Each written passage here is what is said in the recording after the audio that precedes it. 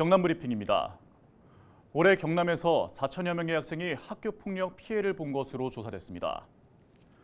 경남도 교육청이 도내 24만 명의 학생을 대상으로 벌인 설문조사 결과 피해 학생은 초등학교가 2,700여 명으로 가장 많았고 이어서 중학교 900여 명, 고등학교 200여 명 순이었습니다.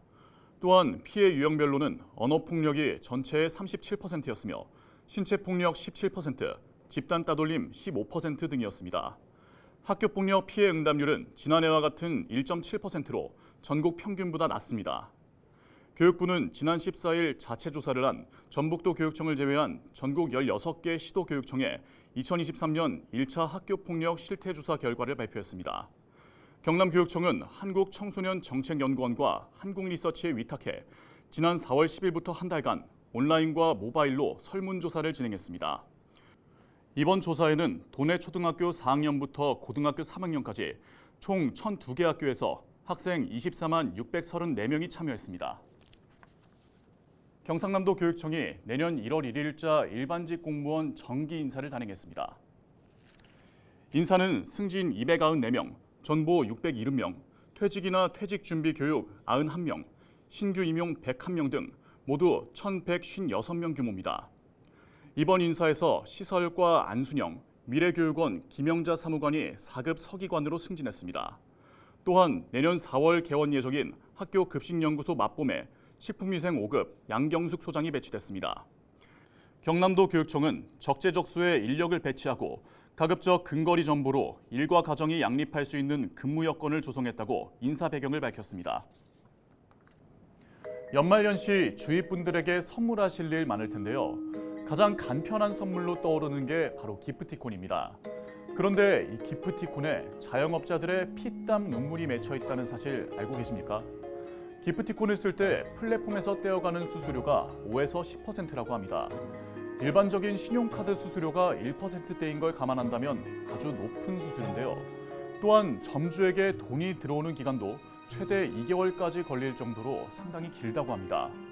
점주 입장에서는 물건을 팔았는데 한참이 지나서 돈이 들어오니 그동안 현금이 비는 겁니다. 그렇다면 기프티콘을 거부할 수는 없느냐 이렇게 물으실 수 있는데요. 점주가 기프티콘 결제를 거부하면 가맹 계약을 끊어버리는 등 본사에서 불이익을 주는 경우가 많았습니다. 이에 대해 최근 공정거래위원회가 기프티콘 가이드라인을 만들겠다고 나섰습니다. 본사와 가맹점 간의 수수료를 나눠내게 비율을 정하고 또한 가맹점주 70% 이상의 동의 없이는 기프티콘 취급을 강제할 수 없게 하겠다는 겁니다. 우리에게는 너무나도 편리한 서비스였던 기프티콘이 누군가에게는 갑질의 대상이었다고 하니 마음이 좋지 않습니다. 땀 흘려 일하는 가맹점에게도 기프티콘의 편리함처럼 불편함 없는 보상이 주어져야겠습니다.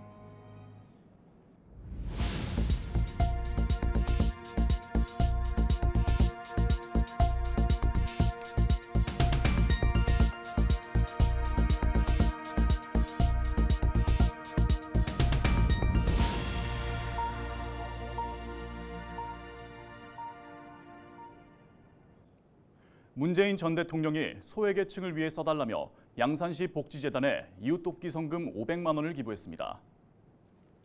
문 전 대통령은 지난해에도 소외계층을 돕기 위해 경남 사회복지 공동모금회에 후원금 500만 원을 전했습니다. 후원금은 긴급구호 생계비와 의료비, 주거비 등 양산 지역 저소득층 가구에 지원될 예정입니다. 클레이아크 김해미술관이 오는 16일 크리스마스 문화 행사를 먼저 즐기는 미리 크리스마스를 마련합니다. 클레이아크 김해미술관 전관에서 열리는 이번 행사는 클래식 성악과 창작무용 공연, 새해 운세, 스탬프 투어 등 다채로운 공연과 체험, 고객 참여 이벤트로 진행됩니다. 이 기간 동안 이색적인 인도의 도자를 전시한 인도 현대 도자전도 관람할 수 있습니다. 거제시가 100년 거제 디자인을 위한 시민수기단 위촉식을 14일 거제시청에서 진행했습니다.